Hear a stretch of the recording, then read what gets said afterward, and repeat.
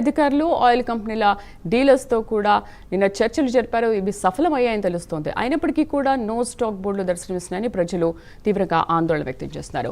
ఇక ఏలూరు జిల్లాలో డీజిల్ కొరత ఏర్పడింది. 2 రోజుల నుంచి డిమాండ్కు తగ్గట్టుగా డీజిల్ సప్లై కాకపోవడంతో పలు పెట్రోల్ బంకుల్లో నో స్టాక్ బోర్డులు కనిపిస్తున్నాయి.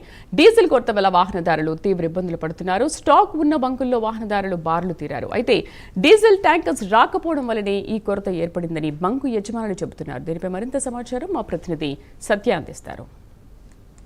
జిల్లా వ్యాప్తంగా కూడా గత 2 రోజులుగా డీజిల్ కొరతతో ఇటు వాహనదారులు అయితే తీవ్ర ఇబ్బందులకు గురవుతున్న పరిస్థితి అయితే కనపడుతుంది. ప్రధానంగా చాలా బంకుల్లో కూడా నో స్టాక్ బోర్డు దర్శనం ఇవ్వడంతో పూర్తిగా 4 వీలర్స్ కావచ్చు, అదే ప్రజా రవాణా, అదేవిధంగా కమర్షియల్ వెహికల్స్ కూడా పూర్తిగా కొంత ఇబ్బంది పడుతున్న పరిస్థితి అయితే కనపడుతుంది. ప్రధానంగా మనం చూసుకున్నట్టయితే ట్యాంకర్లు రావడం ఆలస్యం వల్ల ఈ కొరత ఏర్పడింది అనేది చెప్తున్నారు. పెట్రోల్ వరకు అయితే కాస్త ఇబ్బంది లేనప్పటికీ కూడా డీజిల్ కొరతతో పూర్తిగా ఇటు ఆటోలు కావచ్చు, కమర్షియల్ వెహికల్స్, ట్రాక్టర్స్ కానీ లారీలు పూర్తిగా కూడా డీజిల్ కొరతతో ఇబ్బందులు గురవుతున్న పరిస్థితి కనబడుతుంది.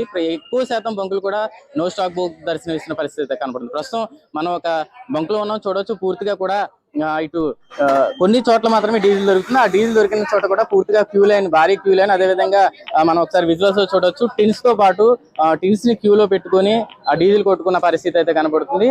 అంటే ఎక్కువ చోట్ల ఎక్కువ బంకుల్లో డీజిల్ దొరకపోవడంతో దొరికిన బంకుల్లో మాత్రం పూర్తిగా ఇలాగా వెహికల్స్ క్యూ లైన్ లో, అదేవిధంగా ట్యాంక్ టిన్స్ కావచ్చు, డబ్బాలతో ఇలాగా ఫ్యూయల్ నింపుకొని, డీజిల్ నింపుకొని రైతులు అయితే తీసుకెళ్తున్న పరిస్థితి కనబడుతుంది. ప్రధానంగా చూసుకున్నట్టయితే ఇటు ప్రజా రవాణా వ్యవస్థ కావచ్చు, అదేవిధంగా కమర్షియల్ వెహికల్స్, ఇటు వ్యవసాయానికి సంబంధించి కావచ్చు, అదేవిధంగా ట్రాన్స్పోర్ట్ సంబంధించి పూర్తిగా వెహికల్స్ అన్ని కూడా డీజిల్ ఆధారిత వెహికల్స్ కావడంతో పూర్తిగా ఈ డీజిల్ కొరత ఇటు ప్రజా రవాణా వ్యవస్థ మీద కూడా, అదేవిధంగా వ్యవసాయ రంగానికి సంబంధించి ట్రాక్టర్లు వీటికి కూడా తీవ్ర అంతరాయం ఏర్పడుతున్న పరిస్థితి కనపడుతుంది. ప్రస్తుతం మనం ఇక్కడ బంక్ యజమాని ఉన్నారు, ఆయన అడిగి తెలుసుకుందాం. సార్ చెప్పండి, ఏంటి అసలు డీజిల్ 2 రోజులు కొరత అంటున్నారు, దీనివల్ల కారణం? వినియోగదారులకు నమస్కారం. కొరత అన్న మాట మటుకు లేదు.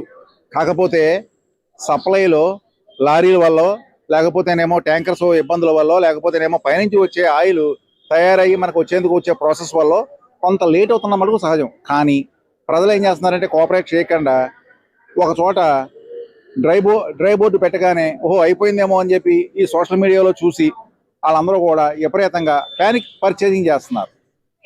దయచేసి ప్రజలందరూ కూడా గమనించండి, అయితే లేకుండా మటుకు జరగదు. ప్రధానంగా చూసుకున్నట్టయితే కొన్ని చోట్ల ఇదివరకు డీజిల్ కావచ్చు, పెట్రోల్ కావచ్చు, ఎన్ని ట్యాంకర్స్ కావచ్చు అన్ని ట్యాంకర్స్ పంపించేవారు. ఇప్పుడు కొంత రొటేషన్ పద్ధతి ద్వారా అంటున్నారు, అది ఎంతవరకు వాస్తవం?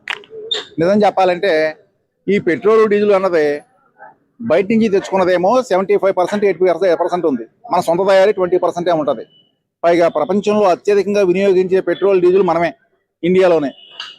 ప్రొడక్షన్ అక్కడ వచ్చేటప్పటికి మధ్యప్రాచ్యంలో ఉన్న యుద్ధం కారణం కావచ్చు, లేదా ట్రాన్స్పోర్ట్లో ఇబ్బందులు కావచ్చు, మన ఇండియాకి రావడమే తక్కువగా వస్తుంది. దాన్ని చాలా జాగ్రత్తగా డిస్ట్రిబ్యూట్ చేస్తున్నారు. ప్రజలందరూ సహకరిస్తే కనుక అందరికీ కూడా ఇబ్బంది లేకుండా జాగ్రత్త. అయితే ప్రధానంగా ఇక్కడ ఇటు బంక్ యజమానులు చెప్తున్న దాని ప్రకారం అయితే డీజిల్ కొరత అంతగా లేదు, కాకపోతే ట్యాంకర్స్ కొద్దిగా ఆలస్యంగా వస్తున్నాయి. ఈ నేపథ్యంలోనే కొంత ప్రజల్లో ఆందోళన వల్ల ఇలా జరుగుతుంది.